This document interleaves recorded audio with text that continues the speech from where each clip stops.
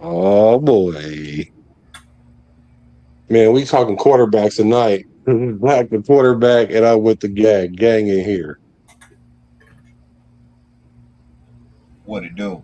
What it do?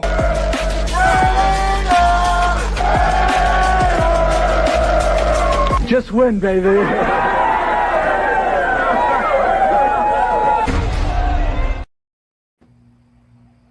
Oh boy, oh boy, we on a late night. It's the late nighter.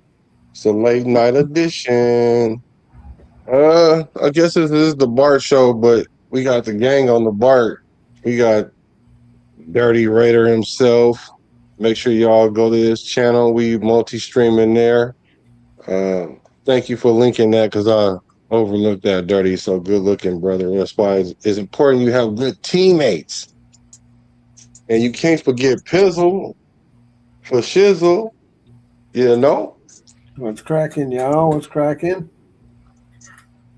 Saturday night. Yes, sir.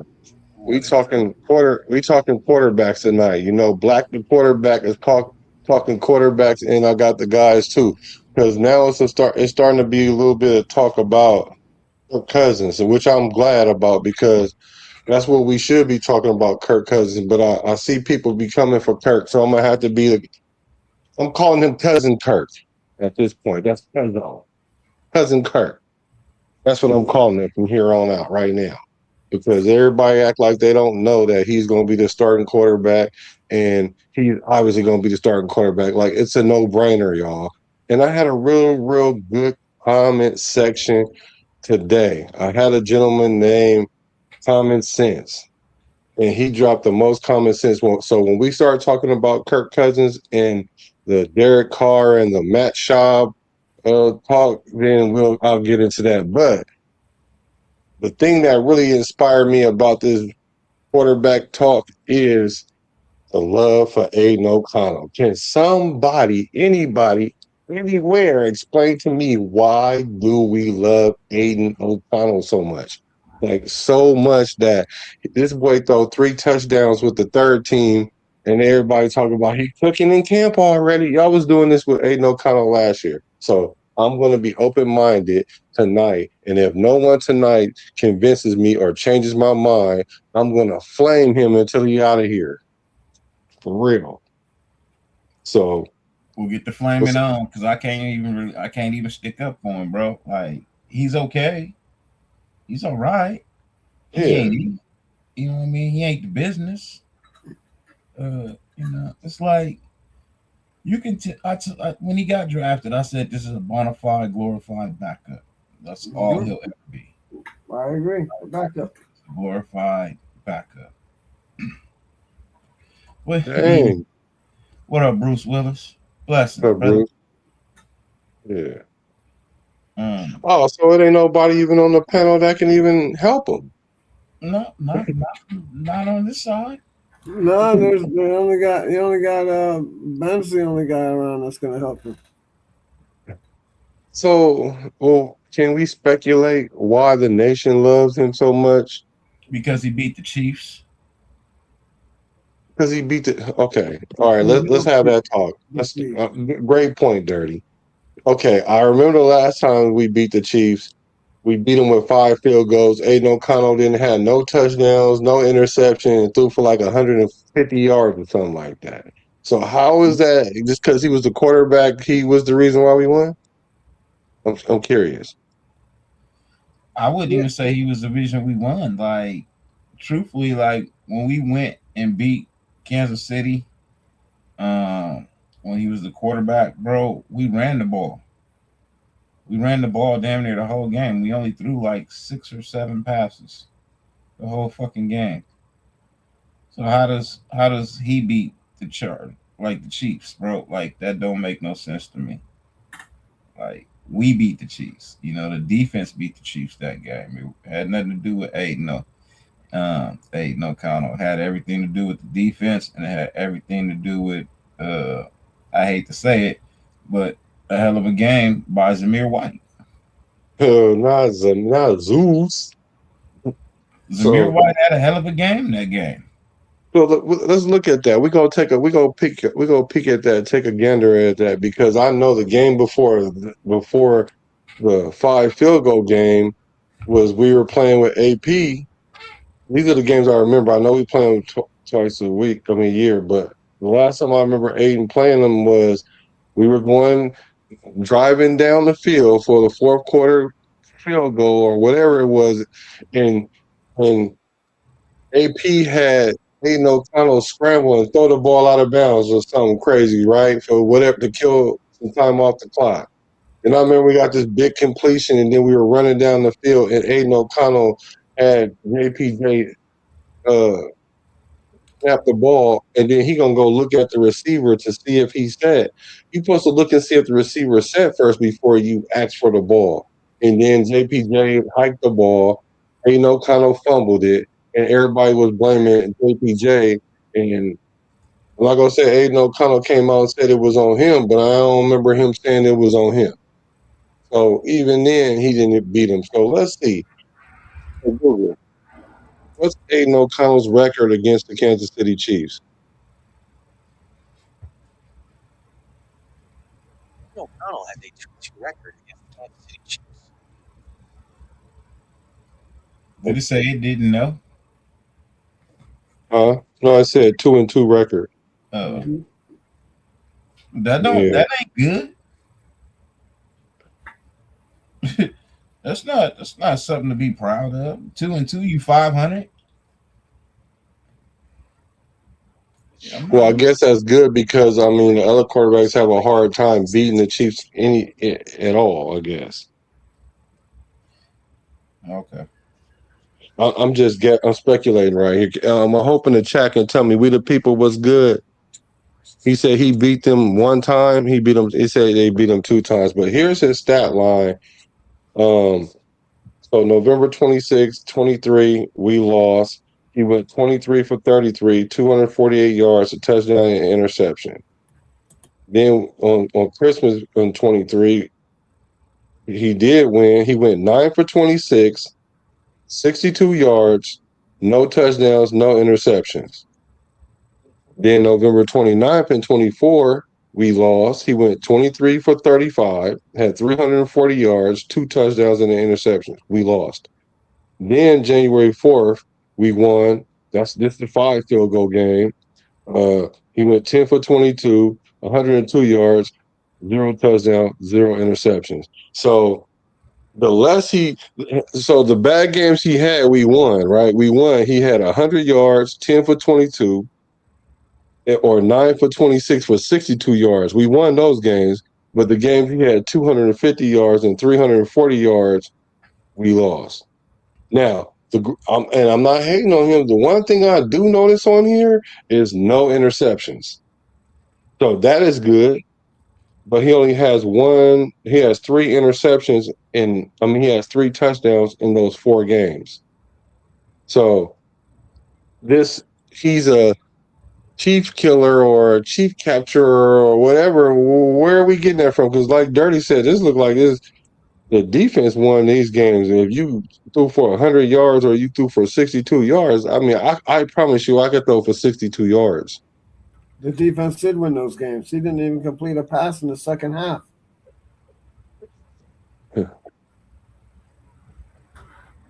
So it can't be because he beats the Chiefs. It's not. Because he ain't the reason why we beat the Chiefs. It's obvious. Because even when he played good, we lost. Well, good by his standards, anyway. Yeah, good by his standards, right. Right. These standards ain't good enough. True that. Yeah, you're right. We the people was a Christmas game. Yeah. I thought it was one time too, honestly, but when you throw for 62 yards and 102 yards, that's 164 yards combined. And his last game that he won was against the 3rd string Chiefs. So that's right. So I understand why the Raiders might keep him around because he's on contract and he's smart and he probably he's a bridge backup. Like he could back us up until the starter come back from injury type. Because if he's like, let's say if our starter went down and he had to come in and finish the season, he not even finishing the season. And like you said, 17 games. He's finally got to the point where he's played one full season, and we've had him all this time. He has a gang of experience already. Played in like 22 games. So what more do we need to see out of AOC? Can somebody help me? Anybody? Shit, I need to see a whole Anybody? lot more. I need to see a whole lot more. I need to see some consistency. I need to see. You know what?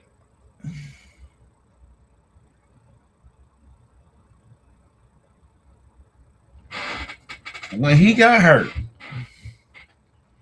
and had to get carted off or bruised, that made me feel some type of way. Made me feel away. Just being honest. That shit made me feel some type of way, man. Because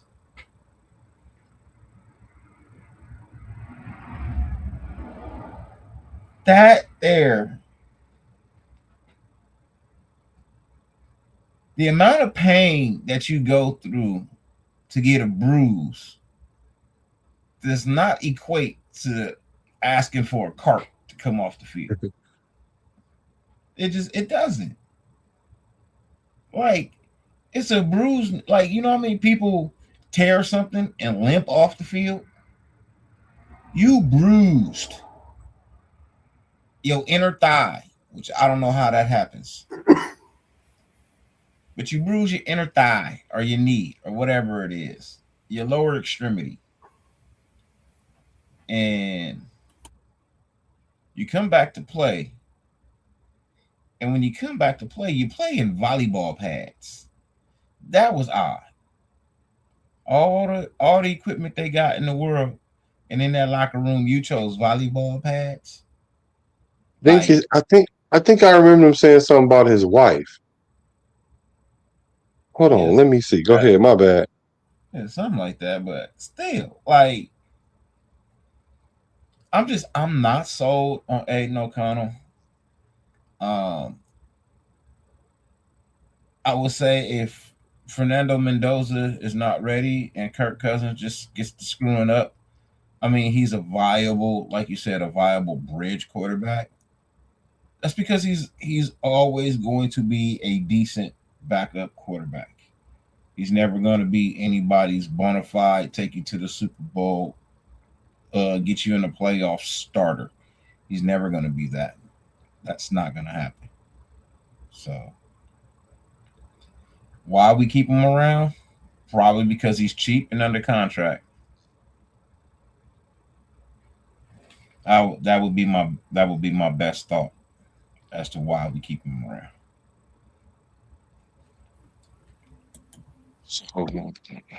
Isn't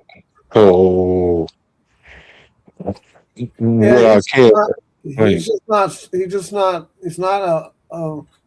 a scrambling quarterback. You know, he's definitely not a running quarterback. So, you know, he's basically a statue.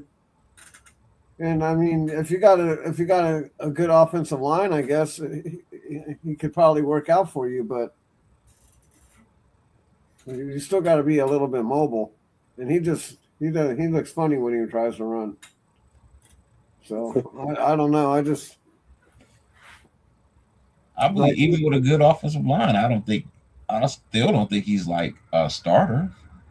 No, well, I don't think he'd be a starter either.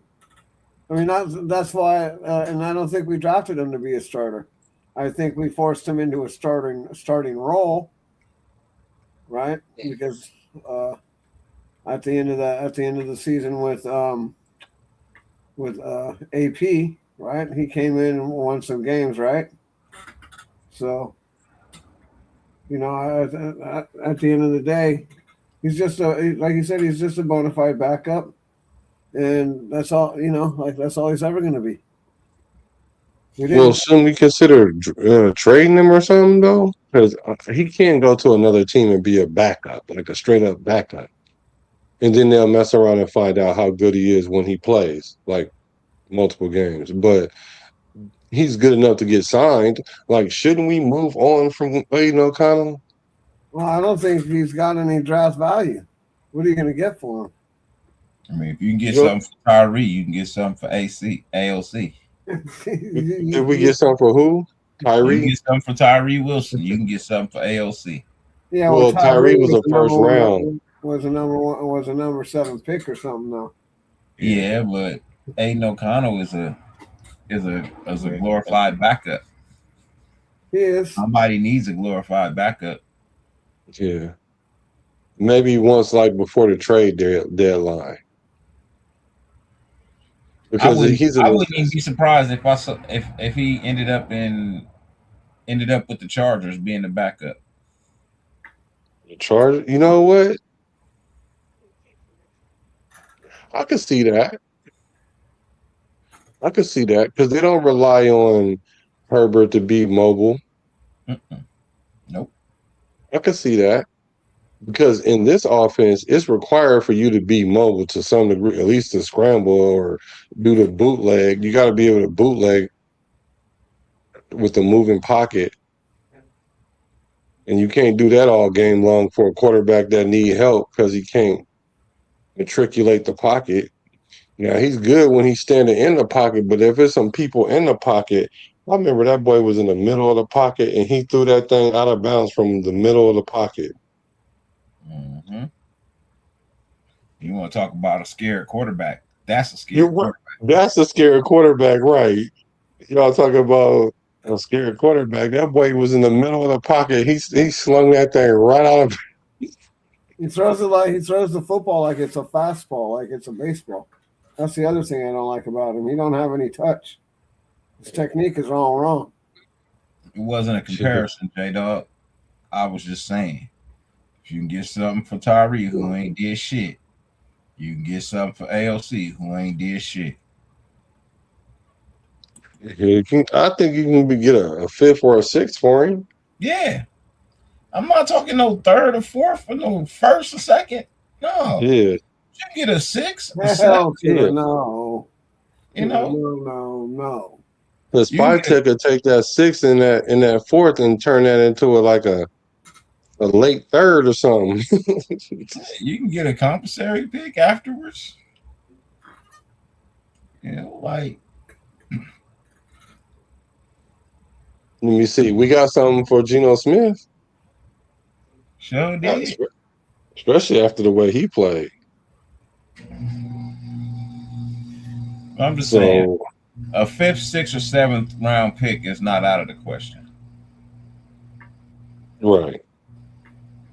And now I would gladly take that. I would gladly take any one of those for AOC. Because if AOC see the field, we in trouble. If AOC on the field, we trying to draft early next year. I'm telling you, because knock on wood, barring injury, knock on wood if you with me, but barring injury, if Kirk Cousins was to go down, right, and it was like we really gonna sit Mendoza, or it's early in the season, like early, like before week 10 or 11, we might throw AOC out there because we know he only gonna last 2 or 3 games, so we can get Mendoza to like week 13 or week 14 or something like that. Or we might. I personally think we'll be just like, all right, I guess the time is now, bro. Because if Kirk Cousins was to get injured right now at 38, that's probably it for him. And I ain't talking about getting knocked out the game and then you come back 3 games later. I'm talking about like an injury, like a season-ending injury. It's over for him. But if AOC is on the field, we in trouble. I ain't going to even lie. QBs grow on trees like him, not former first round freakish body type. I get it, but that freakish body did nothing. You know what I mean? I think he gonna ball this year. Watch, Tyree gonna ball this year. I'm sending him wherever I can get the most back from. That's where I'm Right. sending him, James. Y'all don't No, know greedy. Y'all know greedy Raider. He's greedy. yeah, I'm sending him wherever I can get the most value back. I don't give a shit. Like, it's one thing to trade a really good player to a division rival. It's another thing to trade a practice squad player to a division rival. No, scout team. He not a practice squad. 'Cause if he goes to the practice squad, somebody gonna pick him up. That will happen. I'll call him scout team. That mean he on the roster, but he look at the little card with the plays that the other team that you playing next week run, and then he play the quarterback. Like this week, if he gonna be Geno Smith the week of we play the Jets, he gonna be Geno Smith at practice. Like week 1, he gonna be who the quarterback in Miami. It's on. I remember Tyler. Who's the quarterback in Miami this year? No, I don't know. But whoever it is, that's who he gonna be in practice. He get to play Patrick Mahomes a couple times a year. He get to be Justin Herbert. He can even be Bo Nix sometimes. But starting quarterback for the Las Vegas Raiders is not it. So I'm sorry. He said Tyree was practice squad level. Man, if Tyree would have hit the practice squad, you know how fast they'd have picked him up? Quickly. Said ALC can't make something happen if the pocket's collapsing or not clean. Even if he senses pressure, it's a problem. Factual. We was just talking about how he threw the ball out of bounds out the middle of the field. Threw it straight out of bounds because And he's scared.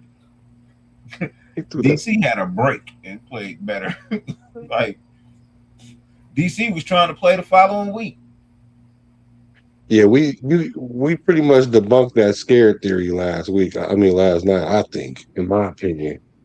I thought so. In my opinion, I think that theory is debunked. So every time I hear anybody say anything about that, I'm be like, well, I don't know, because no, actually, it wasn't no we debunked that. You debunked that. I was fighting it, but I was reeling it in, but you clubbed it at the bank and dragged it in because once you started talking about how many runs he was having, yeah, that following year he had less runs because he came off the injury. But the year after that it was more than that. And then the year after that, he was running more than he was before he got injured. And then he was consistently kind of running. Yep.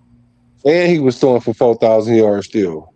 So I don't know what the scared thing is. If he was scared, what is throwing the ball out of bounds from the middle of the field? That's scared.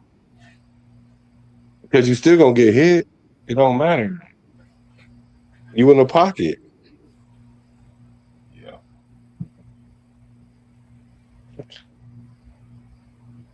What do you say? I thought Fields was gonna play all season, and now Mahomes week 1. Well, of course Mahomes coming back. I don't think he coming back at the beginning of the season though. Now that I'm seeing how he really OTA's trying to get a grasp on things. From my understanding, Justin Fields is still taking the field with the number ones.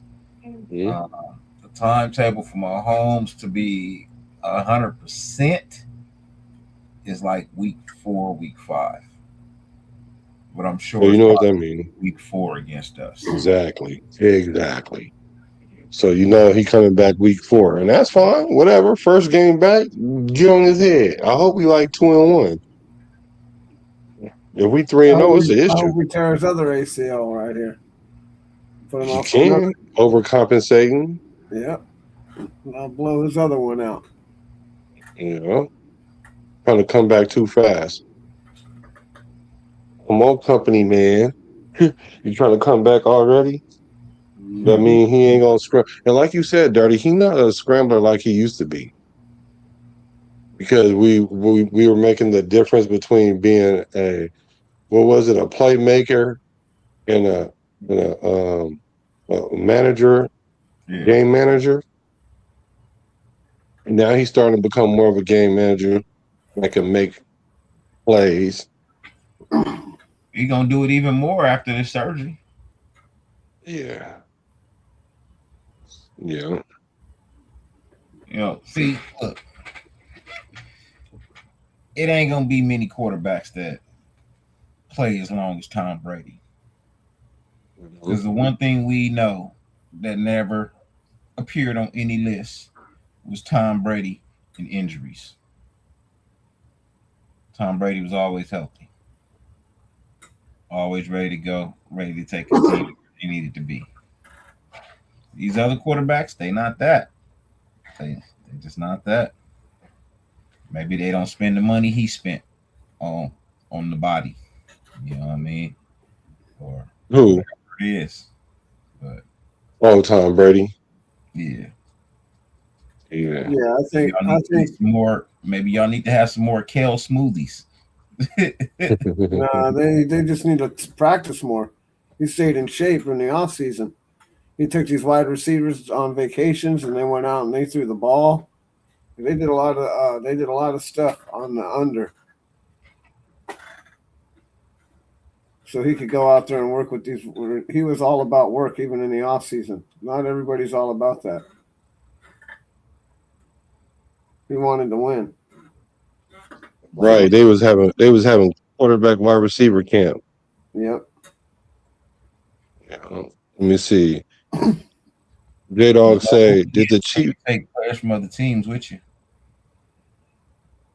What'd you say? There's no rule against it when you got players from other teams with you. Right. J Dog say the Chiefs beefed up the O line. Did they beef up the O line? They have Walker now. That was a good ad for them.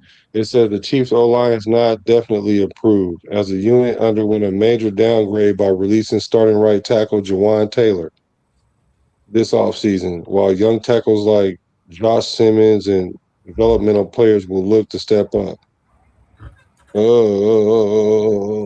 So their line took a hit at right tackle. All right. Well, now we know their weakness. So that's Max Crosby's side. So you got to make them pay now, Max. Yep. Because we develop our defense behind chasing Mahomes. Y'all supposed to have this cat and mouse game going on. So.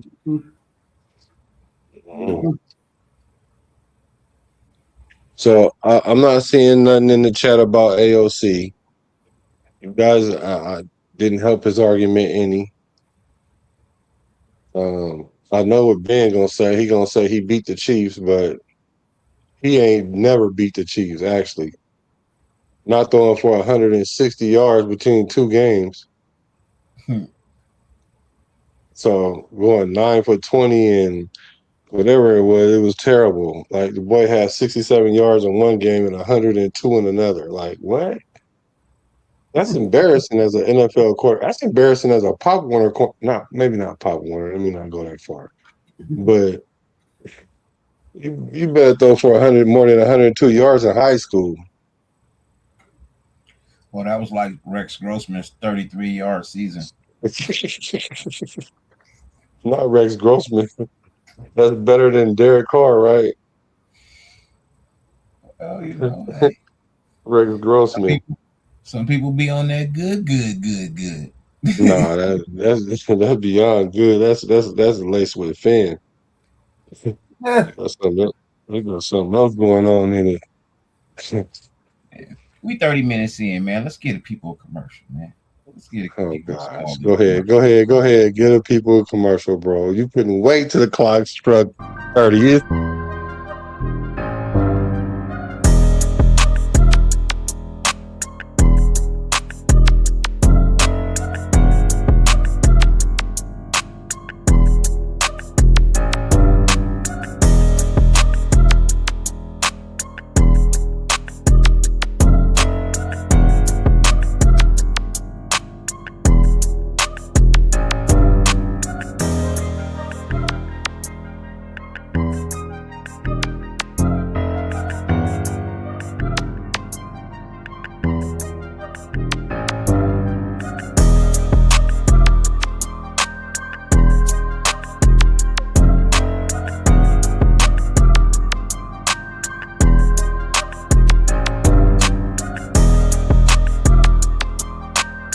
long, we losing everybody.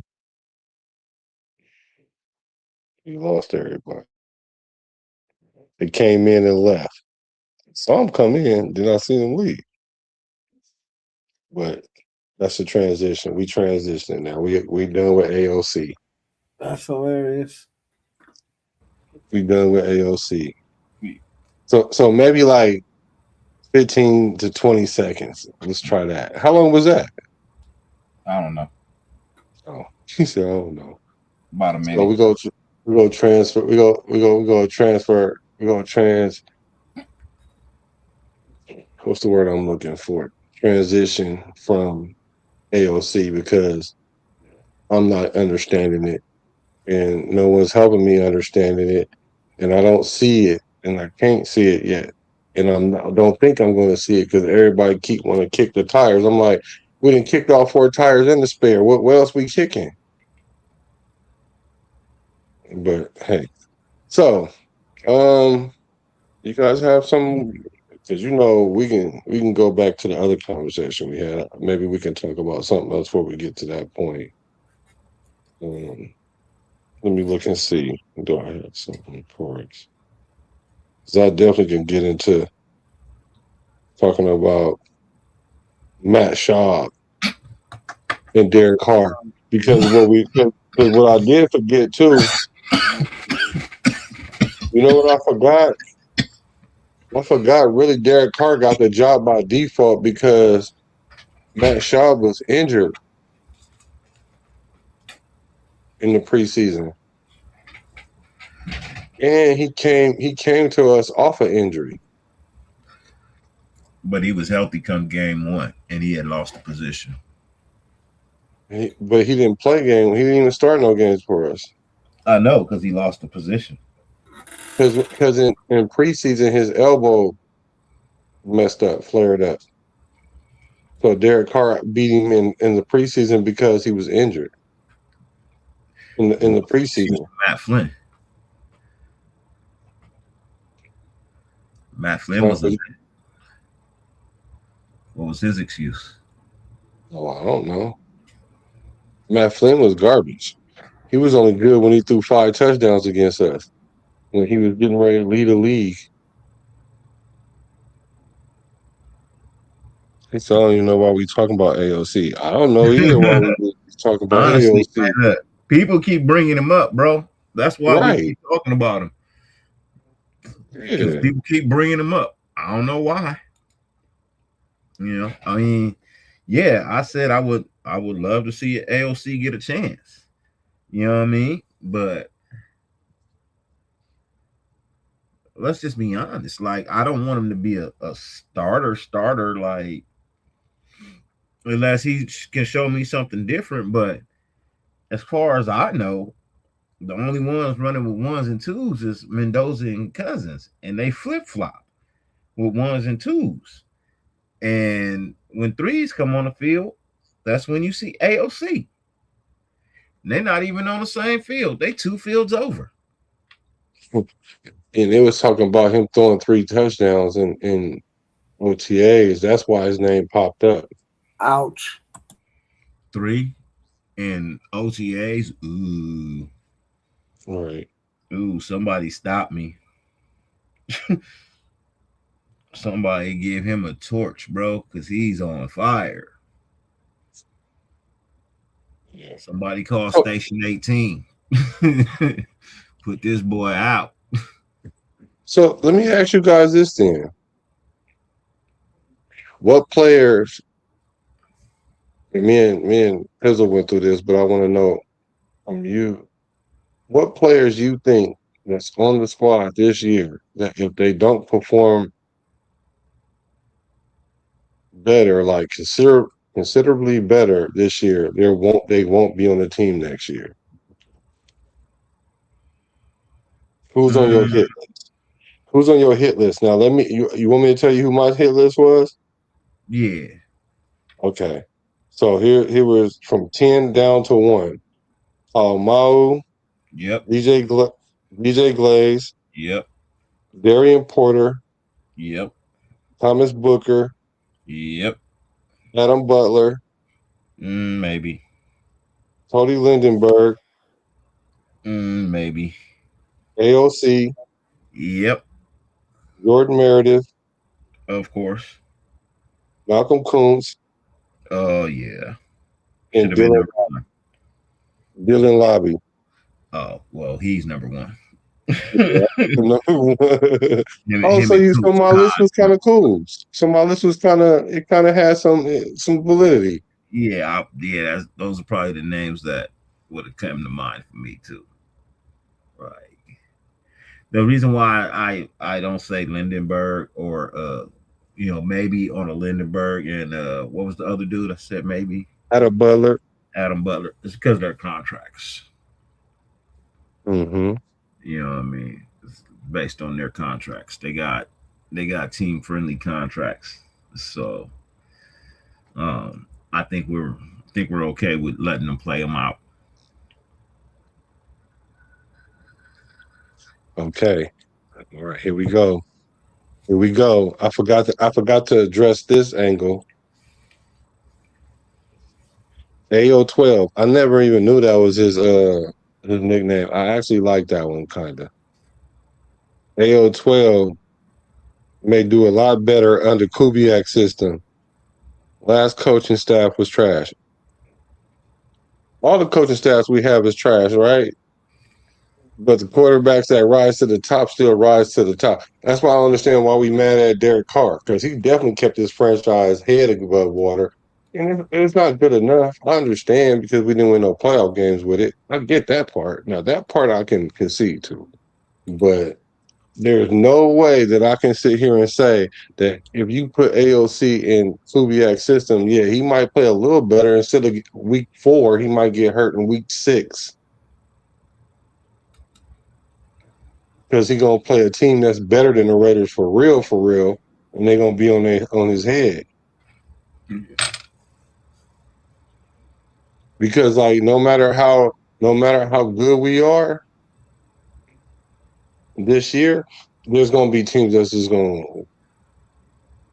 take us through there. So like the Rams, they're gonna take us through there. Now I was watching Seattle and the Rams game, and you talking about a chess match between offensive coordinators? Oh yeah, you mean last year in the NFC Championship Yes, game? yes, Oh yeah, I told you they called 2 yes, perfect games in a row. bro. I want to break that down because that needed to be studied. Clint Kubiak's play calling was.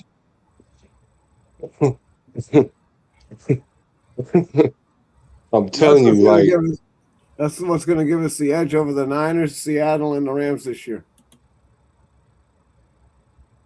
because that boy play calling, the formations, the motions, the keeping the defense off of, you know what I'm saying, off their head. Both teams was doing it. And the funny thing about it is, this is what the crazy thing I peeped was, and this is why it's important that you have a good defense so your quarterback can shine, right? So the Rams had the opportunity to set the tone, but the defense stopped them. So then what ends up happening is Seattle get the ball and they didn't get stopped. So now they got the momentum of the game. So now instead of the Seahawks trying to catch the Rams is now calling plays like they threw a bomb, like it was a 3rd and 5. They ran the ball, threw like a short pass, whatever. It was like 3rd and 5, and they dialed it up and threw a bomb on them. What you think? What you think the Rams did next series? Similar play calling. They threw a bomb to Puka. It wasn't as far, but they did the same thing. So they started playing spy versus spy, cat versus mouse. Like it was incredible. So with that being said, though, they have formations that we've probably never seen in Oakland or Las Vegas or LA. So our offense is going to be on a different level this year for sure. For sure. And I'm confident of that because even with the line that we have, Kubiak has had worse lines, and he's made them bubble.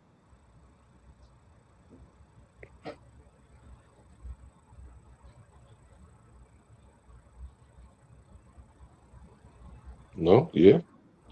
So, did you have any other people on your hit The list? offensive line coaches made him bubble. I don't remember dude's name, but he's the one Yeah, that's making him bubble.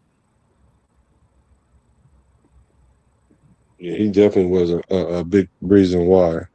He's a straight genius at this spread spread offense blocking scheme. Those guys have been best friends for years. Said Trey Tucker is on that hit list. I think Trey Tucker good. He gonna get extended.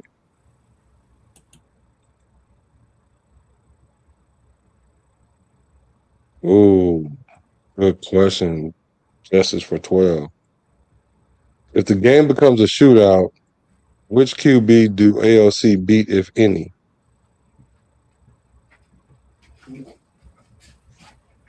Well, I agree. Sorry, I had to run in the house. Oh, I was wondering. I was talking to you, and I was like, "Oh, he must not be there."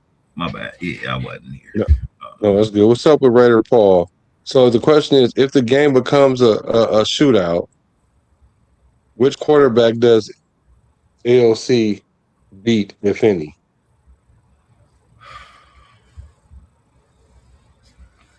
I couldn't even tell you. Huh. What up, Raider Paul? Like beat Whatever, Paul. in a shootout? In a shootout.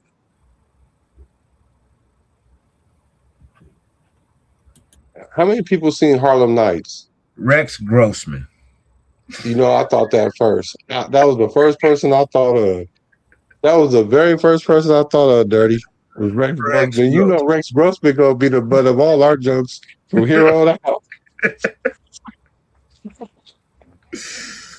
For real. Rex Grossman gonna be the butt of our jokes from here on out, for sure.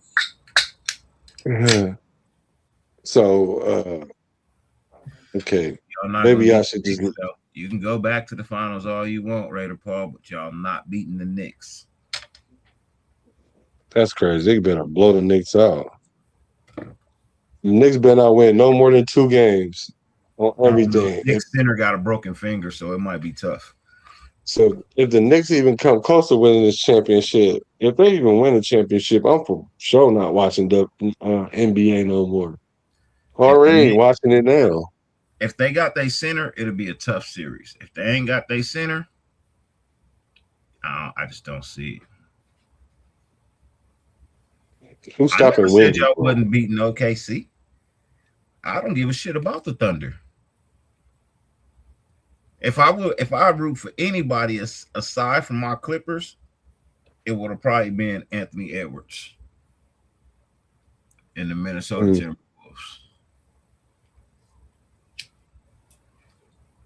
And if Anthony Edwards ends up coming to the Lakers going to the Lakers next year, my bad.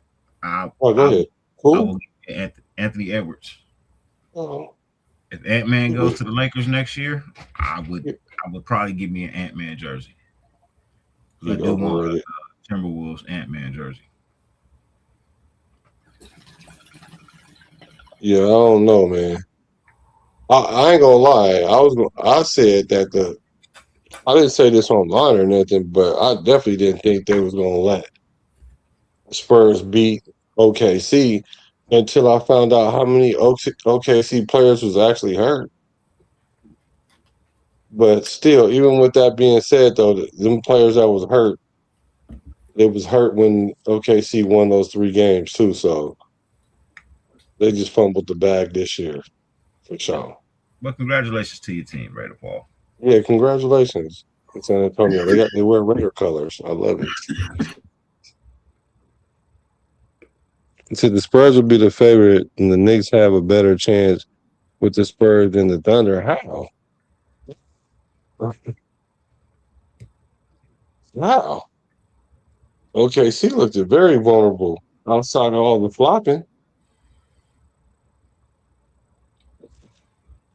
Mm-hmm.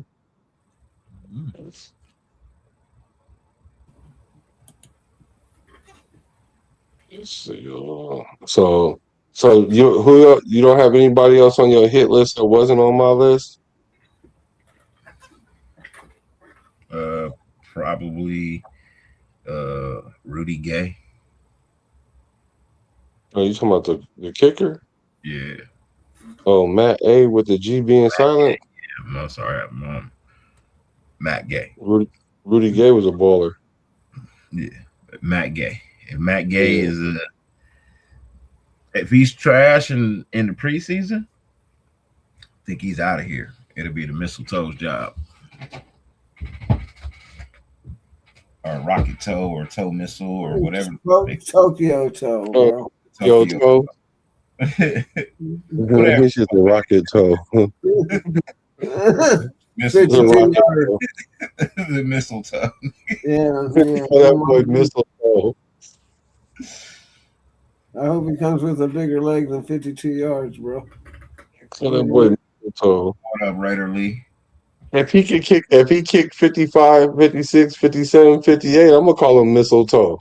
That's what I'm gonna call him. Because he has to hit 65 for him to be a mistletoe. Well, no, like going from 52 to like 59 is like a big leap. I don't expect us to get a kicker to kick 65, bro. Not all kickers kick at 65, but it's like 3 of them. I need that kicker that dropped 70 on us. Oh, but that fool was kicking them in preseason too. Remember he kicked the record and it didn't count. And then he kicked it against us and it did count. And then he broke it the following week against somebody else. Made me feel. So what are your thoughts about the Tokyo toe? Do you think, we only got 2 kickers in camp right now, and we got Matt A with the G being silent, and we got the mistletoe, the Tokyo toe, the tornado toe. I want whoever's more accurate. I don't give a shit from how far. Out of the 2? I don't care if you only come in to kick 50 yards and less, man. I just want the toe that's accurate, bro. The monsoon toe. It's the monsoon toe. Shit, bro. I don't think anybody ever be like our half-footed kicker that we had. Oh, you talking about George Blanda? Yeah, half a foot. Yeah. Was it Blanda? No. But Blanda was our kicker and our quarterback. But you talking about the dude that had his toe with the shoe that was flat. Yeah. Hey, so Raider Lee. Everybody, a lot of people are rooting for him. And my question once again is why? Why? Because y'all like the story that he learned how to kick on YouTube and he was a Raider fan? Like, I get Everybody that. likes the underdog story, though. Bro, I'd rather win underdog games than listen to an underdog story because if you're not kicking 55 plus with some level of accuracy, and we need a 54-yard field goal and the game on the line, bro, I'm not confident with that. He might hit it. But then the next time we're in that situation, he probably going to miss it. And then after that, he's probably going to miss it. Yeah. And then, I don't know. So what are we going to do about this kicking situation? Well, I guess like you said. Well, I mean the Raiders. No, I know, but I don't think they're going to do nothing. Well, maybe not. So as long as career field goal is 52 yards. Right. In Hawaii or something at home. That's whoop. Yeah. That's some pretty dense air. It's humid over there. But my thing is this: what happened when you kicking in the elements? Yeah. I mean, he made 25 straight. He made 25 straight to open the season. It's a record. 25 straight. Mm-hmm. It was what? From 47, 48, 49, 45, 51, 48, 42. You better be accurate at that, especially in the NFL. The thing about Janikowski, he might miss a 42-yarder, right?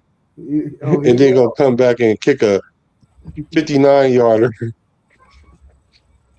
But I know That's we the can't reason get why. longer than 52. Ooh, they both is the same kicker. Well, if that's the case, I'm gonna go with the Tokyo Toe too. Then, if that's the case, if they both kicking 52-yarders, yeah. Whoever on the coaching staff needs to be fired. Special He teams. was He on. hasn't been accurate in any team that he's played for, and I think we're like the fourth team. So I damn sure know he wasn't accurate in Frisco. I think his best season might have been with what, the Rams? I remember 72%. That's not look good. 7 out of 10.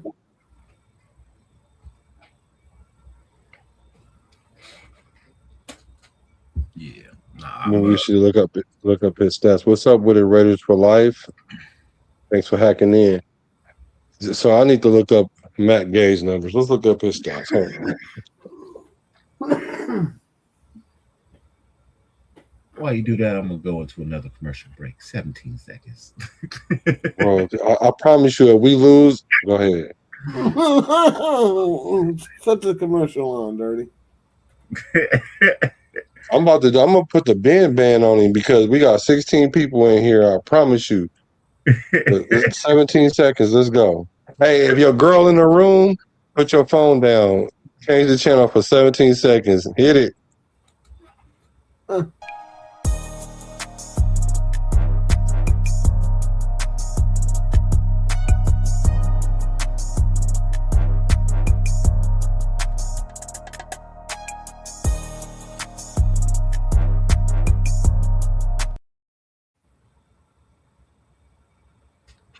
Seconds. Thank you. We survived it. We survived it, y'all. Hit the like button because we survived, y'all. Okay, here we go. Through 7 NFL seasons, place kicker Matt A with the G being silent has converted 182 of 216 field goals. That's 84.3%. And 232 of 240 extra points, which is 96%. His career-long field goal is 58 yards. Oh yeah, hold up. Wait a minute. I gotta go look at his stats for real now. You know, sometimes AI be lying. Because you just said 52 yards and they said 58 is his longest. His longest is 56, it say right here on ESPN. Redder Lee. That's a great 17 seconds. That's a great 17 seconds. So last year, who did he play with last year? The Niners? Last year he went 17 for 23, went 4 for 4 from 20 to 29, from 30 to 39 he went 3 for 4. From 40 to 49, he went 6 for 6. For 50 plus, he went 4 for 9. See, that's scary. The longest being 56. All his longest in his career was 58. But 4 for 9 is not good. That means he made 5. He missed 5 out of 9. But his longest is 58, though. So we know he kind of got the leg to do it. So basically, this is what it's going to boil down to. If the Tokyo Toe can beat him out in camp, then we're going to have an international player on our team. Go ahead, read that. Tokyo Toe makes goes in the preseason and makes roster groups. It's going to get crazy for us, like Otani for the Dodgers, except and accept expect. Couldn't expect see it. an Yeah. international game for us in For Japan. us in Japan, When do we go to Japan? The NFL is scheduled to go to Japan in 2028. Rosetown was good. What up, bro? He said he came in on the right time. Don't feed the animals. You don't see the sign? It say don't feed the animals. Dirty with it. He ready for it. He here for it. people That's love why he the king of late night. people love the 17 seconds. They used to So out for super chats. so for 50 so like you said though, he missed 5 out of 9. He might have had a bad. Yeah, let's look at his career though. Let me look at his career. Hit from 50 plus. Let me see, you went 5 for 8, 1 for 1, 4 for 5, 7 for 9, 8 for 13, 3 for 9, 4 for 9. That's a good way to get kicked off a team. 0 to 0. So Lately, overall, he's 32 for 54 from 50 plus.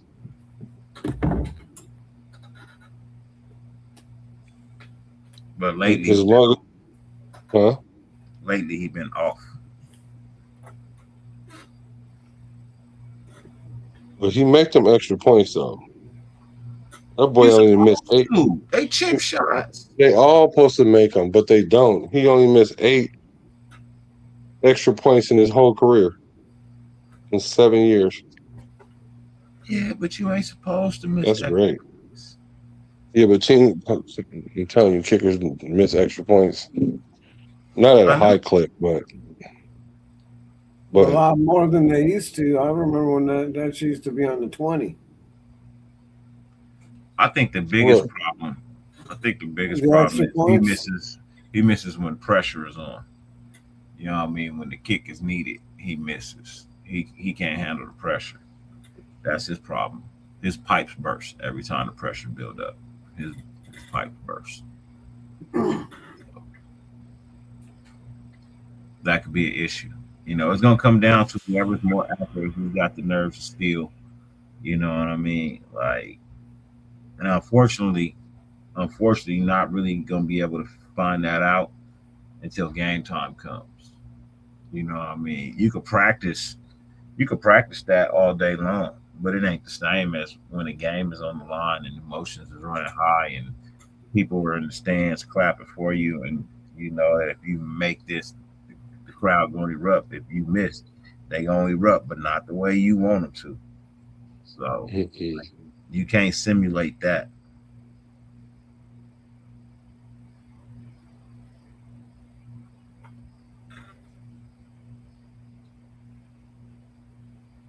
That's one thing you cannot simulate. So um, we'll see. that's only tough. Well, at least I know he can kick field goals past 56 or 55. So I'd rather take a kicker that is slightly inaccurate, but I know he got enough leg to get there than a guy that's a little bit more accurate. But you know how he kicked the ball and then from TV is in between the uprights. It looked like it's gonna go in, but then it land in front of the Doink, goalpost. Yeah, doink. or doing. So I don't. Say he can't kick it from that far. We don't know. That's just the only one that's been recorded. We don't know if he ever had to kick from 58 or 60. Okay, 52 might have been the longest he ever really had to kick. You know what okay. I mean? Fair Let's enough. find out. Let's Matt, find out. I'm gonna you know what? I'm gonna go ahead. I'm gonna look for his 52-yard kick. I'm gonna We'll look look at it it. up. Monsoon toe. He said the monsoon toe. He don't even have no stats. Where's college stats in it? Ain't he gonna be a rookie too? First of all, he's 6'2". That's the big Asian. Yeah, he is a big Asian. That's big.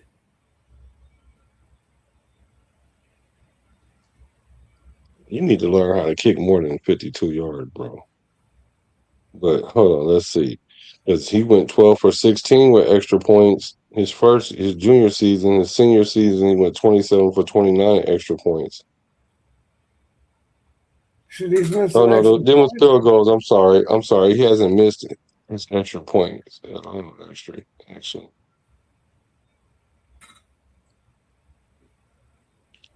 I'm trying to see where his longest kick is though. Well, I'm looking at him kicking practice from the 47-yard line, and he still got 6 to 7 yards to go when it passed the fucking field goal. 47. Let me see, bro. Pull it up, bro. I'm gonna pull it up right now. All I right, just want let's to see make this. sure. I just want to make sure. I'm bringing it in. Don't worry. When I get something, I got something. I don't. Can you really work on leg strength? I mean, you can get stronger. I could see that. But then what happens is that they lose a little accuracy with that. It said, give me the accurate kicker. We can always work on that leg strength. Put Jay Gruden on it. Let's check out this. This is Chris Slayer, kicking.com. Look, sailor kicking or whatever. Oh, yeah, this don't count. I understand, but I'm just saying he got the foot. Yeah, okay. Okay, hold on. What a ball at 45. So that's 55 yards 55 right off the 55. You know what, Justice for 12, you might be right if he get a little stronger. And this is 2023. This is 3 years ago.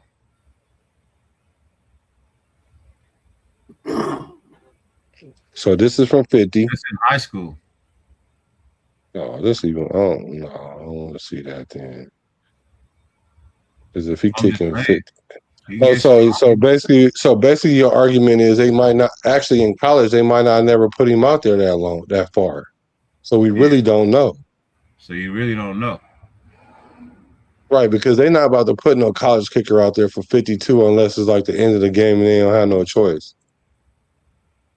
So Justice for 12, you might be right. You might be right, actually. And all his shit is through the uprights, bro. Like look at the loft that he got on that shit. You know what I mean? Like that's a hell of a kickoff.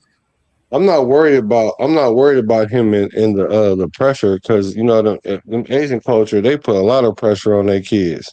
They know all about pressure.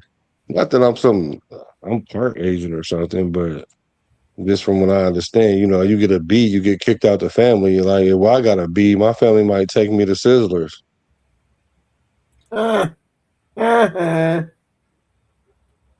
Ooh, did that barely go through? How far was that? This kickoff. This ain't field goals. This kickoff right here. This him and JC at his JC.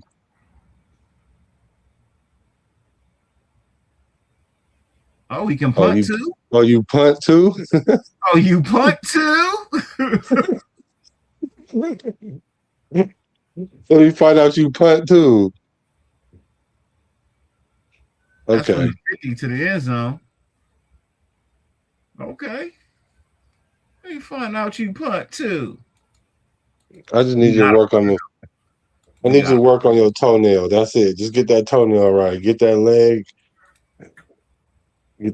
in shape and get them toenails clipped. Yeah. What I do like though is, like you said, his kicks is like straight. You know, they're not drawing or fading. And being that he learned it on YouTube, he probably like technically sound for sure, huh? It looks like he's technically sound. Yeah, he looks like it. He looks like he's a big, tall kicker too. So I'm going to postpone my judgment on him and wait till we see him in camp then. Because if he can kick 54 like consistently, like really, really good, then I could make, some passes for him to, you know, not kick at 58, 59, 57. Because his adrenaline might get him there in the game. Yeah. So yeah, I'm gonna go with that. I think I like him a little bit better, but not enough yet. I gotta see him perform. But I'm not as skeptical. Let me say that. Yeah. I'm not as skeptical. So because now I think about it, in college he probably wasn't even asked to kick nothing past 52. So actually making a 52 in college is pretty good. So yeah, actually. So let me postpone my judgment when it comes to the Tokyo Top. The tsunami toe. What'd you call him, Pizzle? Monsoon. The monsoon toe. The mistletoe. Yeah. Out here blowing kisses. Blowing kisses in the wind. Waiting, waiting, waiting. Waiting for you. Right on, guys. I'm gonna cut out. Yeah. All right, brother. All right, Brody. I'll talk to you guys tomorrow night or see you soon. Have a good evening. Yep. You already know. Later, brothers. Let me see. What time is it there? 11? Oh, yeah. I know what you want. All right. Peace. Meow. Meow. You got that text.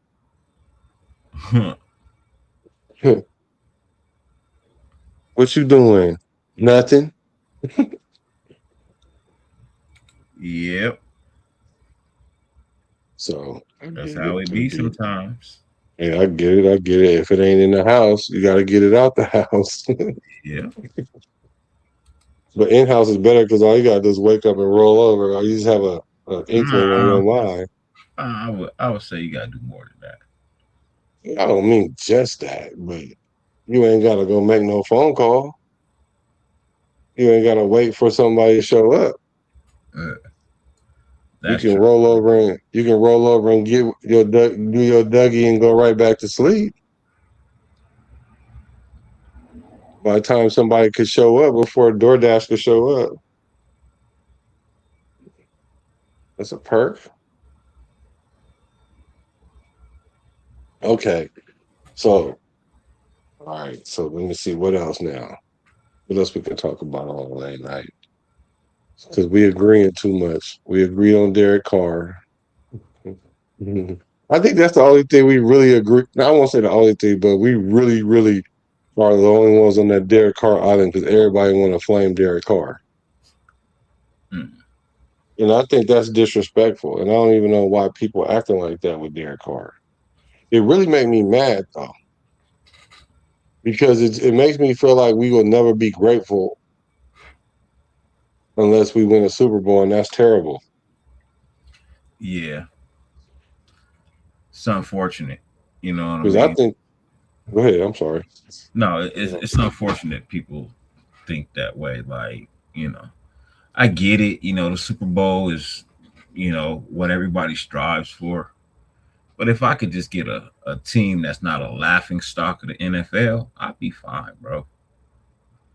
I'll eventually get another ring, hopefully, but I would give anything just not to be the laughing stock of the NFL. What up, Phil? Philly Phil, my guy. What's good with you? Philly Phil. Good with it, brother. And so were we the laughing stock last year? I think we were the laughing stock the year before that. Years. No, I don't think that. I do. No, there's teams that were much more laughing stock than we were, no matter how dysfunctional we Yeah, but look. they don't talk about them. They talk about us and how bad we are. They stopped talking about the Raiders for the last couple of years. Except for when Pete Carroll came. In AP, we was a joke. We was a laughing stock that year. Actually, you're right, because even when we had McDaniels, they was talking about us, but they wasn't. See, they wasn't even really talking about us bad. They was just like trying to figure out if McDaniels was going to end up making himself a head coach, or is he really just a good coordinator? But to us, he really almost he almost sunk the franchise, in my opinion. Yeah. I mean, I feel like he did sink the franchise. Right. Because he sent us on the quarterback carousel. Mm-hmm. On the most atrocious one too. Jimmy Garoppolo? Huh? I said what? So we went and got Jimmy Garoppolo? And how many games he played? I don't even think he played that many games.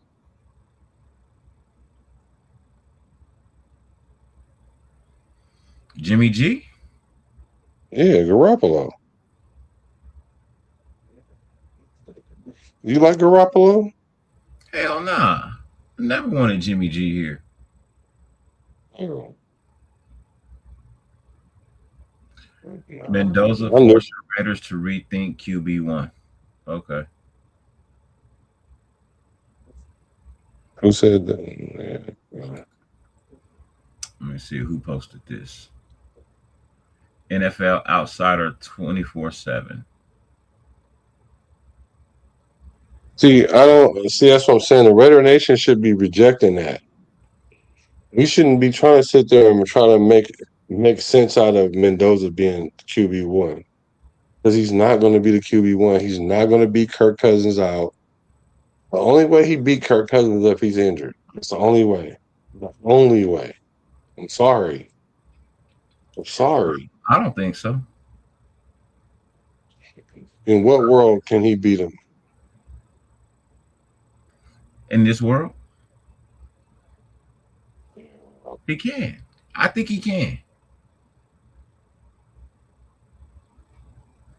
I think he can. Based on what? You putting him up against a player that knows the NFL already versus a quarterback that don't even know the speed of the game yet.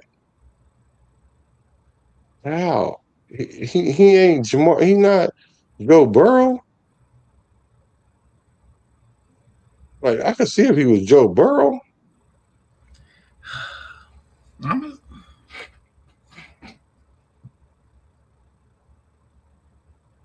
But has Kirk won? He did what Joe Burrow did. What has Kirk won? But win a playoff game. Well, like I said, Gang threw for 4,000 yards 7 times, and he consistently in that range. The only thing that could stop him from losing his job is him getting injured. I'm telling you, that's it. Clint Kubiak went and got this guy, knowing that we had the number 1 pick and knowing we was going to get Mendoza, and they went and got Kirk Cousins for a reason. So that way, this first year don't look bad with a new quarterback that don't know the system, don't know the speed of the game, don't know the ups and downs and the lefts and rights of the offense yet. But you can go get a quarterback that you know play at that level, that performs at that level at a high level. The only thing you hope he don't hit is a wall in his age, and you'll see that coming. So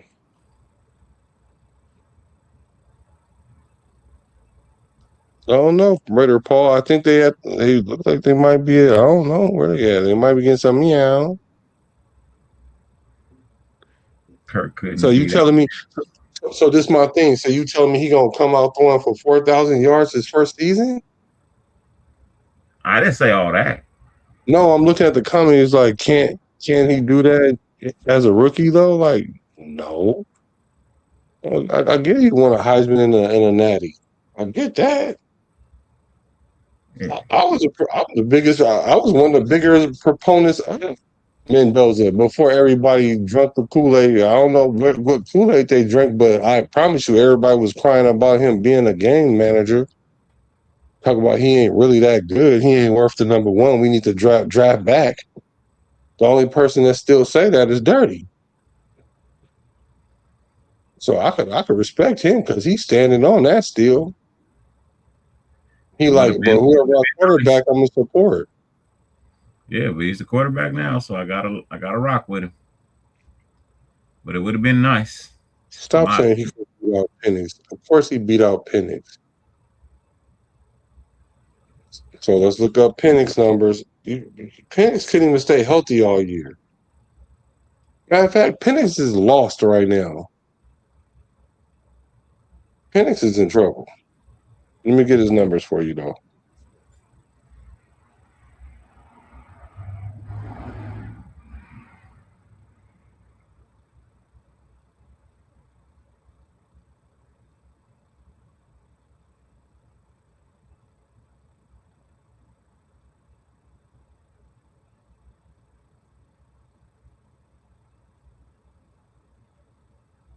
Well, Dirty, you gotta clean up the dead air. Oh, you was talking about Penix, and then I got lost because I'm trying to figure out why we talking about Penix. You know what I mean? Like to me, he said, because the I comment. mean, Oh, I thought the comment was on the board. My bad. He said yeah, he couldn't beat out Penix. Kirk Cousins couldn't beat out Penix. Yeah, and I don't. Oh, that's why we talking about Penix. Okay. Yeah, I was wondering. I'm like, where'd you see that? I didn't scroll down far enough. my bad. I thought it was on the screen. My bad.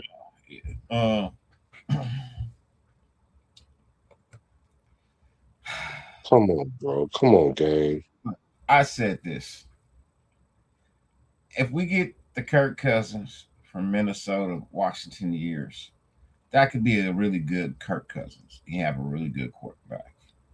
But if you get the Atlanta Kirk Cousins, that could be a problem. And yes, I see Mendoza beaten out in Atlanta Kirk Cousins. Maybe not a Minnesota Kirk Cousins, but like I said, I feel like a lot of his success with Minnesota had to do with that football team in general, bro. Like they had good running backs, they had good wide receivers, they had a decent O line, they had a defense. Like they had a lot more going on for them than we do. You know what I mean? At the current moment, as the way that as the way last year went. Now it could be completely something different this year, and I'm just like we have to wait and see. But I mean, I I would like to see Mendoza go out and win the job. I'm just saying, when you get drafted number one overall, I have a high expectation of it. Now, if it don't happen, it don't happen, and it's very understandable if it don't happen. But when you get drafted number one overall, bro, people, there's gonna be people that expect you to go out there and win the job. I'm one of those people. There's gonna be other people that would prefer you to sit and learn. They're entitled to that. I don't want to feel like I wasted a first round draft pick for no reason at all, bro. For no reason at all.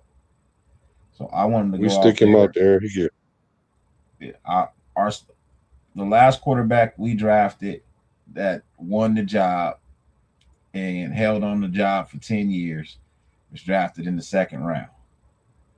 So I would expect my first round number one overall to have the same uh performance, if not better. Situations are different. I understand that. Derek I Carr don't got think that they are. job out there. I don't think they are Black. Rebuild offensive line 2014, rebuild line 2026. No real wide receiver room in 2014, no real wide receiver room in 2026. Defense Matt wasn't Schaub. that good. Defense still isn't that good until we see them play. So, But you're comparing everything, but the important thing is the quarterback play itself. well, everybody keeps Matt saying Matt Mendoza's better Matt than Carr. Matt Schaub literally was injured in the preseason. He was injured. So he's gonna get beat out by Derek Carr if you're injured in the preseason. Like, and he was injured the year before that, and then the year after that, he started 3 games in 7 years. After that, 7 years. That's a career for some players.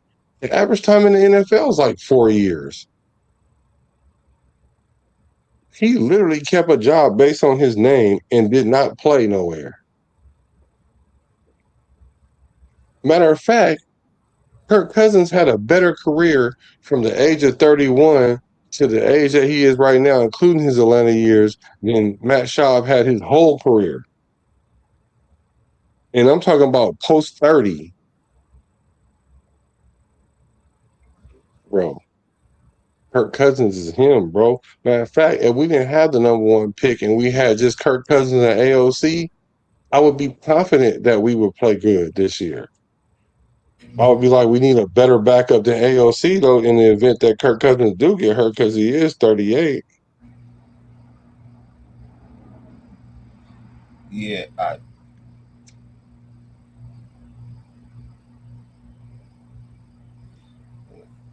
And I get that we should the first round pick thing, but we are in a situation that's not typical. We did the smart thing and went and got a veteran, competent quarterback that we know could play from day one. We know Kirk Cousins can play from day one. We know that. We know he can also play a full season. We don't know if Mendoza can play a full season. I'll assume that he can, though. But we don't know what we we don't. want him to. Yeah, let's read the comments. Let's see. Hurt coming off an Achilles injury. And he played last year though. After that, and how many games in a row did he win? How many teams did stop from going to the playoffs too? Because I'm sure he won like about his last 4 games in Atlanta. He probably got more wins than Penix. I'm pretty sure of that too. Penix rookie season, he went 61 for 105, 58%. That's not good. 775 yards, 3 touchdowns, 3 interceptions. He appeared in 5 games, making 3 starts. See, they was messing with Kirk Cousins, trying to mess around. Well, okay, Kirk Cousins, he got hurt his rookie year, so he came in and played the last 5 games and he played 5 games and started 3 and threw for 58%. And then his second year, he started 9 games because they was like, oh, maybe we got something. I don't know why they thought that. And then he got hurt. So the first year that he started after a training camp, he get hurt. He can't even finish the full season. So he had 166 yards, 166 attempts. No, I'm sorry. 166 completions on 276 attempts. That's 60%. He had 1,982 yards, 9 touchdowns, and 3 picks. Okay. That's 3-1, right? That's that ratio we talking about. So that's cool. That's cute. But he didn't finish the season. And then Kirk Cousins came in the last 6 games. I think he lost 2 of them and then won 4 of them. Let me check.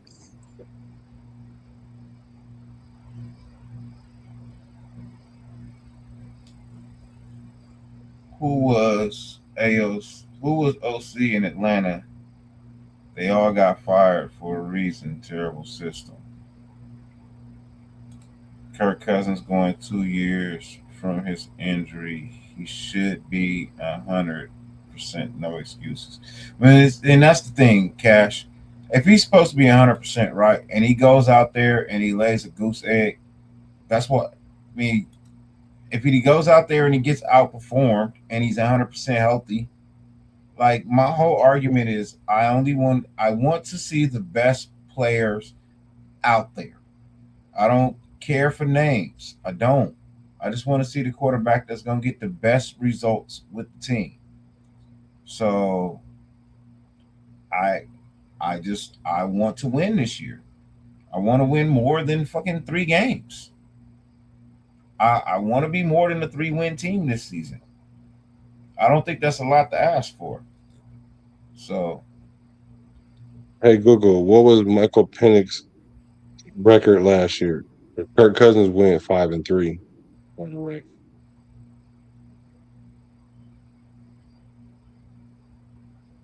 And Penix went 3-6. So how are you fixing your how you typing your fingers to say he outplaying Kirk Cousins? How? Kirk Cousins won more games than the Raiders did last year. Backing up. So even if he is the Atlanta version of himself, he better than Gardner Minshew. He better than Geno Smith. He better than all these quarterbacks that we brought in since DC.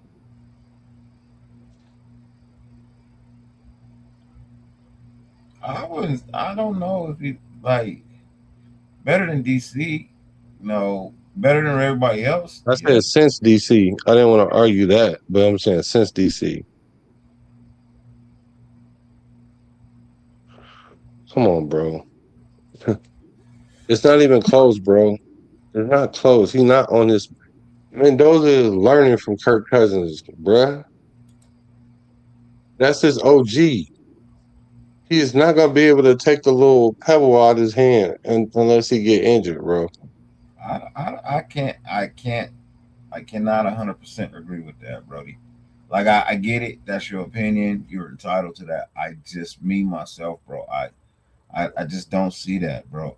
I feel like if he goes out there and he's the better quarterback and he performs better, then he should get the job, bro. I don't care what Kirk Cousins did in the past. That's the past. You ain't doing it now.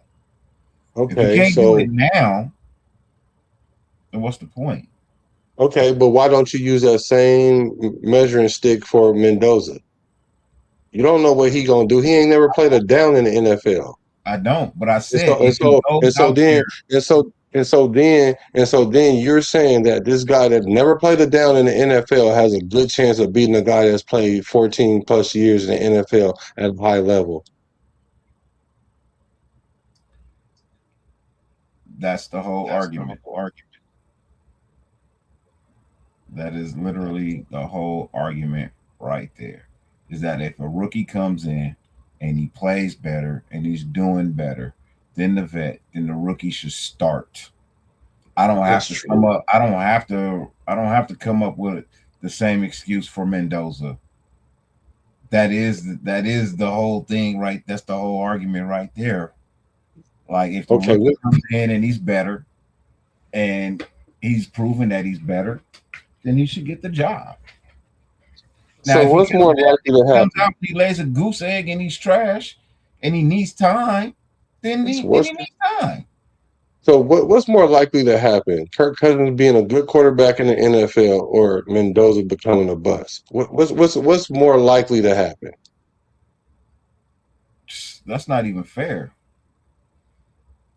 Because no matter what I Because if we put Mendoza out there week one, right, and he lose 4 straight games and he get rattled and shook or whatever, first of all, that's gonna mess up his whole trajectory of his career, for one.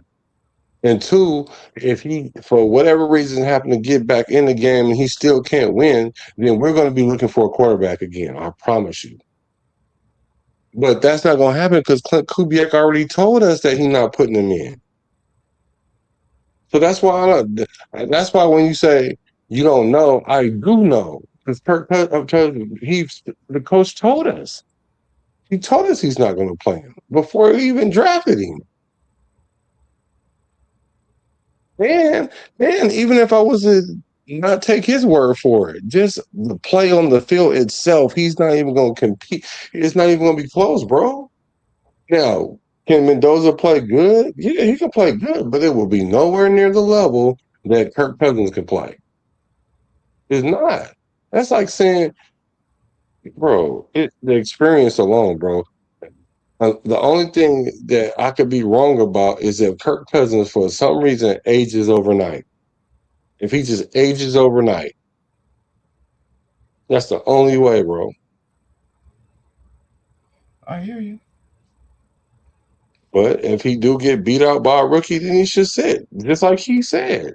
Yeah. But he know, just like I know, that based on what it takes to play NFL quarterback, that can't no rookie come in there unless he's a Joe Burrow already, where his athleticism and just raw talent is so good that you can teach him the game as you go along. Yep. But that's not how. So that's what y'all thinking Mendoza is. You might think that, and that's why I respect your opinion. But all these other people that saying that, these were the same people that was talking about it was a bad idea to even get Mendoza, or they wasn't even hella high on Mendoza like that. Everybody is sucking. Like I hate talking about that.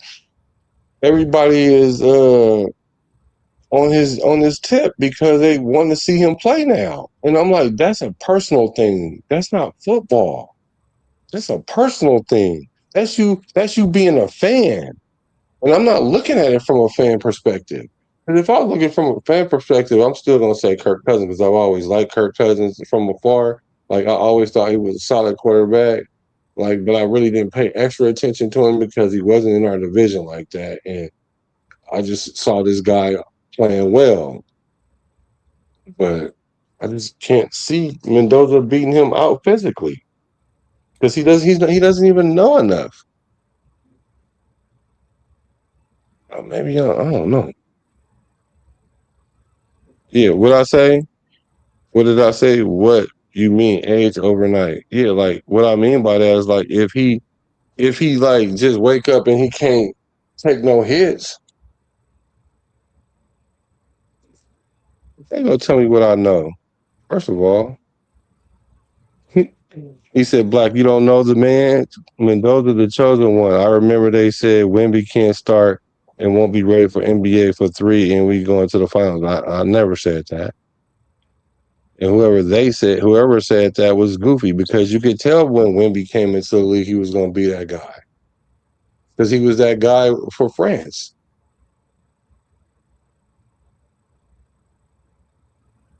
So,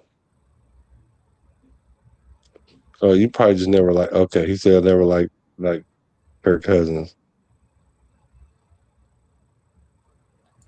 Right. There's no need to hurry up and put him in. I don't think it is. And then he said, "Look at Jackson Dart. He got hurt." See, the number one criteria that it takes to play starting quarterback in the NFL is your ability to play 17 games. Before you even throw a pass, like before you start assessing his percentage and his interception to touchdown ratio, before you start breaking all that down, you need to figure out can he stay on the field. So now I don't want to hear Jackson Dart. And then he's so goofy, they tell him, hey, you might want to not start. This the NFL. You can't think you're going to run over everybody. What he do? Oh, this is my game. And this, okay, you were not going to be in the NFL that long. So what did he do? Get hurt. Year 1. So that's not an indicator. I would not hang my hat on a quarterback that can't play 17 games. That don't even make sense. It doesn't. Jackson Dart don't work. And plus, anyway, who did they have? Name is Winston. So what we know about Winston is he's probably the ultimate cheerleading backup quarterback. Now, if you need to put him in the game, yeah, he might throw you he gonna do the Geno Smith. He might throw you 3 touchdowns, but he gonna throw you 2 picks. He gonna throw you 3 picks. He might could win the game. Now that's somebody that probably underachieved. I watched Jameis Winston when he was with Trent Dilfer, that show was it Elite 11. Have you ever watched that? Where they get all the high school quarterbacks and put them through this competition, like NFL style competition, and then you kind of see where their levels are. And Winston was really that guy in high school, and that's why when he went to Florida State, he was that guy. Same thing with Trevor Lawrence. He went through that Elite 11. Trent Dilfer does it. I don't know if any of you guys heard of that before, but you take the Elite 11 quarterbacks and you make them compete against each other. Yeah, Mendoza is bigger than Dart, though, but that don't mean Mendoza can't get hurt. Dart is more mobile, too. I've met Mendoza, though. And I think he's NFL. His body type is NFL ready. He even put on some more muscle. And I'm not saying he's not the guy. He's just not the guy yet. Why would y'all want to put him out there and risk it? Yeah, I don't. Yeah. Who knows? They see I know. it's all speculations. You know what I mean? We all got opinions. Some of us feel like he should go out there and be the one. Some people feel like he shouldn't. I get it.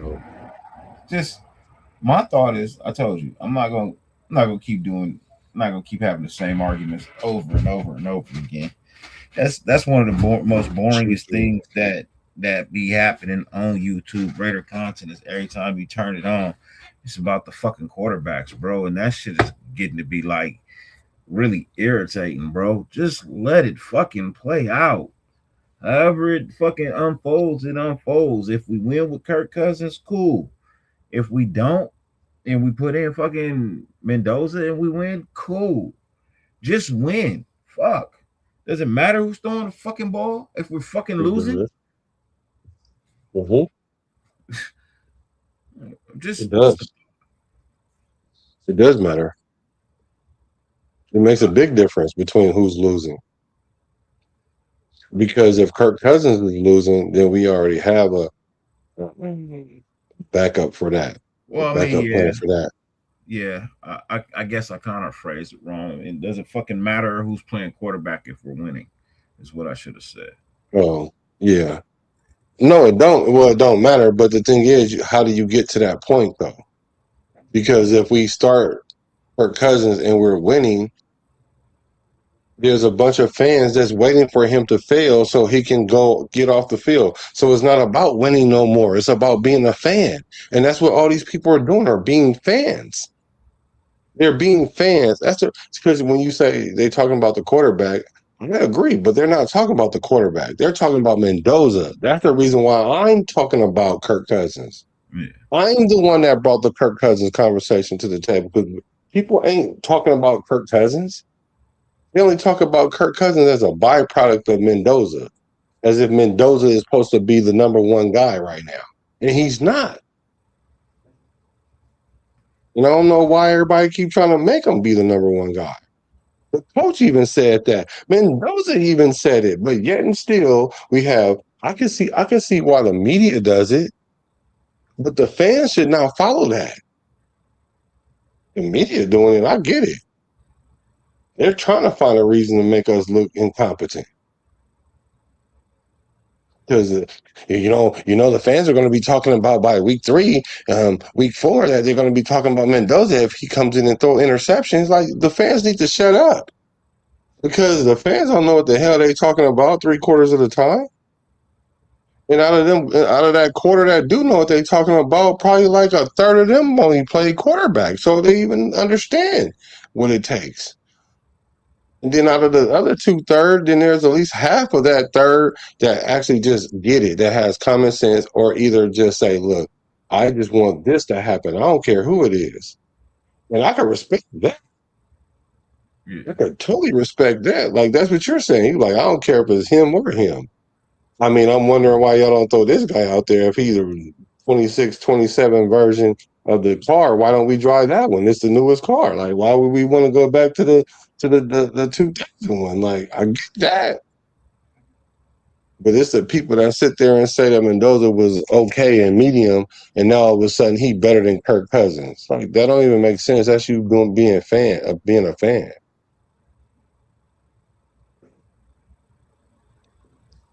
Kirk is playing with house money, so we see what happens. Kirk playing for a contract. because he probably not going to be with the Raiders, right? Let's say if he had like a medium year this year, let's say he go 9-8. Do you bring him back, Dirty? 9-8. Yeah. Yeah, I bring him back at 9-8. Why? Because it's 9 wins. 9 wins is 9 wins, right? 9 wins is 9 wins. Right. But he only one game over 500. Still over 500.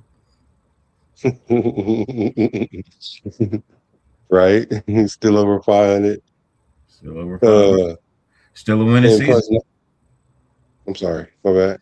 No, I'm saying it's still a winning season. Yeah, it is. So he go 9-8. We dang near gotta bring him back. Because that means we only probably like a game or a game and a half, two at the most from being in the playoffs for sure. And he did it in his first year, so we got to bring him back. But see what will end up probably happening though, for real.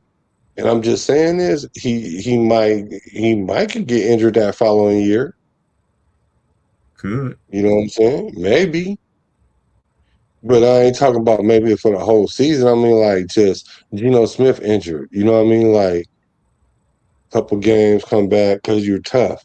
And that's why we had a problem with AOC because AOC looked like he got airlifted out of there, and then he show up the next week and then do the same thing to the other knee. The boy got carted off for a knee bruise. Yep. Yes, he did. And he had an air cast on. I think they thought that's what it was because that's what he told them. I heard the snap. You ain't hear shit snap. You didn't hear nothing. You didn't hear not a damn thing snap, bro. Like that don't make no sense. I heard something snap. Yeah, okay. Oh, here we go. Kirk ain't Stafford. That's why the Rams ain't got this issue with Ty Simpson. Okay, I'm gonna let you say what you gotta say about that. Kirk ain't Stafford. That's why the Rams ain't gotten the issue with Ty Simpson. Well, I mean, it's Matthew Stafford, bro. Like, I was just about to say, fucking Matthew Stafford, bro. Like, we don't even know if he gonna stay healthy this year. You want to talk about quarterbacks that are facing a lot of injuries lately? You know what I mean? He facing big injuries too. So who's to say he gonna hold up all year? Matthew Stafford. He just got extended 2 years too. Yeah, it don't mean he gonna make it through them. No, I don't. I'm just saying that's how much confidence they have in him, though. But because they think they're really close to going to or winning the Super Bowl, you know. Yeah. But Ty Simpson, see, this is the one thing I will say about Ty Simpson. If he's sitting that system behind this guy for like 2 years, and then start playing a little bit, and then they stick with him for like another 3 years, no matter what happened to him and how he played, then all of a sudden he gonna be like one of them top tier quarterbacks. He just don't have enough man hours on the field. He a student, a good student, but you need to go out there and get some live bullets. But you ain't about to get none with Matt Stafford unless he get hurt. But I think Ty Simpson's okay with that because, shoot, I would be okay if I know I was about to eventually, I could learn this McVay system, and then by the time year 3 come, I'm a master of that. It's gonna be him and Mendoza going head to head.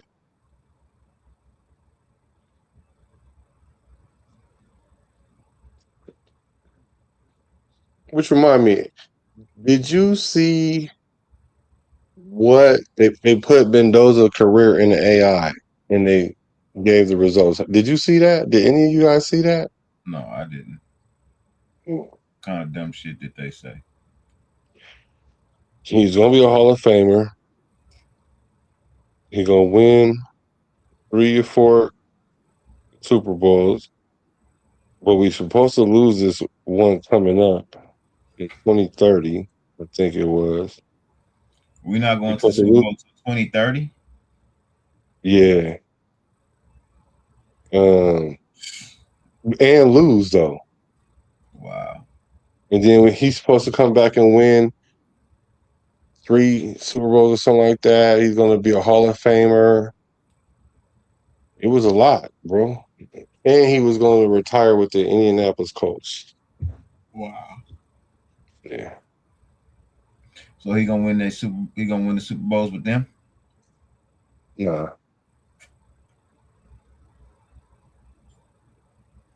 I don't be listening to that AI shit. Me neither. Not when it comes to that. Mm-mm. The AI can do my description and my tags and sometimes my title, but Yeah, I'm good. I don't really too much care to talk to AI about a lot of things, bro. So for real. The next thing you know, you're gonna open the door. It's gonna be a clone there that know you better than you. mm-hmm. He gonna club you over the head and they're gonna put you in the truck like ice. Like the ice ages. Justice for 12 say, fan is short for fanatic. We can't be fanatics. We need rational thinking. That's what I'm doing. That's what I'm trying to do. Bring rational thinking to this situation. And then when it started playing out, everybody gonna act like it nothing happened. I promise you. I promise you. Everybody gonna act like they wasn't acting like this. Because I've already seen them from the draft, from the pre-draft to right now, how the fans are. We went from 50-50 on them to let's start in week 1, week 3, week 13, right after bye. I think our bye is what, 11 or 13, something 13. like that. Yeah, Week 13. Yeah. Not winning that $40 million contract APR for the next 2 years. No, that contract gonna get redone though. Nah, definitely not. This No. contract could get redone if for whatever reason Kirk Cousins, let's say, go 9-8, and the Raiders are forced to re-sign him for the Raiders are forced to go with him the following year. They'll restructure that contract, and it's gonna be terrible because Mendoza probably gonna be ready though. But that's fine. He just gotta sit there because I don't think it's gonna take a year for Mendoza to be ready to play. I think it's gonna take him a full season to be